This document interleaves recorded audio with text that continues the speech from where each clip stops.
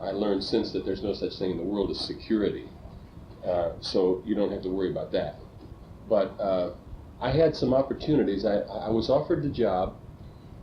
I was working on a regional band, territory band, in the Midwest. Played a lot of hotels and stuff, you know.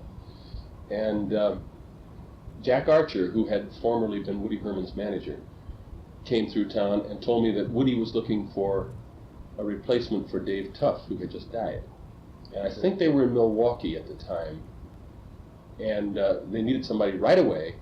And Jack said to me, "How would you like to go join Woody?" He said, "It's like, I think they've only got about 4 more weeks or something, and then they're going to break the band up." It was like the second herd, maybe, something like that. And then they're going to reorganize in the fall. And he said, "I can't guarantee you that you'd still be with the band, but maybe you would if you impressed them enough. And you know, but what the hell? You at least play 4 weeks with the band, and then see what happens after that." And again, with the idea that I was married, and I had one child at that time, and I thought, boy, I don't know, I hate to give up, you know, just for 4 weeks. I might not, it might not. And I thought about it, and I said, you know, let me think about it for a day. Well, I thought about it for a couple of days, and then I decided I would take it. By that time, it was too late. He'd already gotten somebody else. Shadow Wilson, as a matter of fact. I missed the chance to play with the band, and I should have done it. And this is something that I would say to anybody. If you ever get an opportunity to better yourself in the area that you want to be in, do it, no matter what you... No matter what you have to give up to do it, do it. You'll always regret it if you don't. The chances come so rarely that if you don't take advantage of them, you don't know that that kind of chance will ever come again. And let me tell you something. As a young player, I was scared to death to try to step into that band and replace Dave Tuff. Now, you might not have ever seen Dave Tuff play. I'm sure you didn't, but I did. I saw him play so out of it that they had to carry him onto the bandstand at the Pennsylvania Hotel in New York.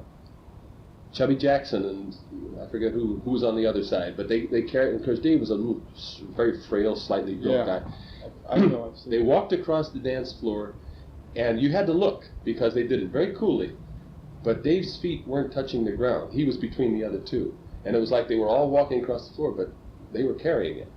They put him behind the drums, and I thought, this is really going to be ridiculous, because this guy can't even, I mean, how's he even going to lift the drumstick?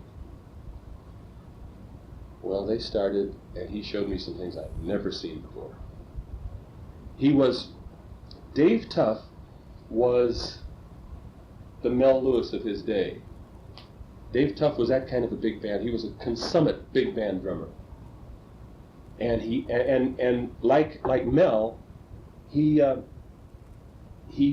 not obtrusive. He was a part of the band always. He was right in the middle of the band, and he never stuck out to where you said, "Oh, this features the drummer." You know, it was like he was always there and was cooking, and yet he didn't stand in the way. He didn't stand in the way. He didn't stand out. And yet, for a drummer to watch him play and to study what he was doing with the band, it was a lesson. But I wouldn't have believed he could have played at all. Now, to try to step in and replace him, I was, you know, it's no wonder that I took a while to think about it, because almost anybody in those days would have said, "What? Me replace Dave Tuff?" I mean, everybody in those days considered him the end as far as big band drummers.